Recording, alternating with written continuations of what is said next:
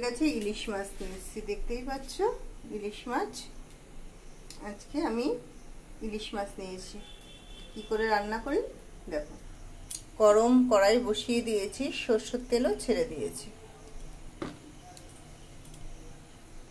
আমি সুন্দর করে হলুদ লবণটা মাখিয়ে নিলাম মাছগুলোকে, দেখতেই পাচ্ছ।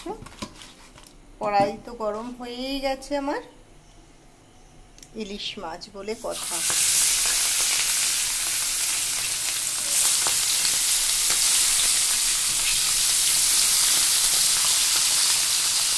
দেখো এ পাট আমার হয়ে গেছে, এবার এই পাটের পালা আমি এখন ফিরিয়ে দিচ্ছি মাছটা, দেখতেই পাচ্ছ।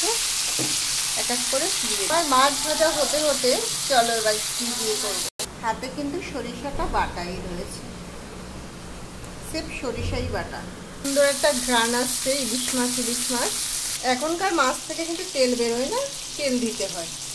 যাই হোক, আমার মাছটা ভাজা হয়ে গেছে, এবার নামাবো। সেই তেলেই একটা শুকনো লঙ্কা আর জিরে সম্বরা দিয়ে দিলাম। কিন্তু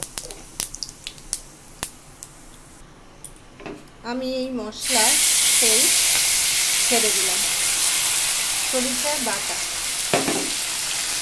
একটা কাঁচা লঙ্কা একটা শুকনো লঙ্কা দিয়েছি, দেখতেই পাচ্ছ। তাড়াতাড়ি এটা রান্নাও হয়ে যায়। কিন্তু এই পরিমাণে আমি সস দিয়েছি, দেখো পরিমাণে সস আর লঙ্কার গুঁড়ো দিলাম। যে যেরকম তোমরা লঙ্কা খাবে সে সেরকম দেবে।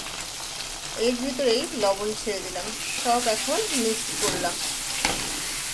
লাস্টে আমি একটু হলুদ ছেড়ে দিলাম, আর চিনিতে কালার হয় বলে তাই জন্য, দেখতেই পাচ্ছ। মশলা অনেকটাই হয়েছে, আমি এখন ছেড়ে দিলাম মাছগুলো দিতে। এবার এপিট উপিট করবো একটু।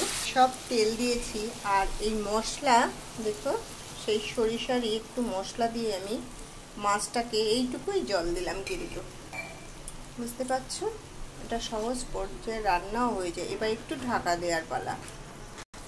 হাই বন্ধুরা, আমার মাছের ঝোলটা কিন্তু হয়ে গেছে। তাড়াতাড়ি লাইক শেয়ার করো। মাছটা কেমন হয়েছে দেখতে, কেমন খেতে হবে, তাড়াতাড়ি হয়ে যায় রান্না। এরকম যদি দুপুরবেলা ইলিশ মাছ রান্না যায় কেমন হবে খেতে বলো তো।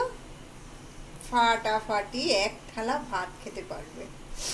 লাইক শেয়ার করো। ইলিশ মাছটা কেমন হয়েছে রান্না, তাড়াতাড়ি সহজ পদ্ধতি রান্না হয়। টাটা বন্ধুরা। ইলিশ মাছ বলে কথা, গন্ধতেই মানুষ পাগল, আর বাঙালির ইলিশ। টাটা, লাইক শেয়ার কমেন্ট করো। আর কি বলবো, বলার কিছু নেই।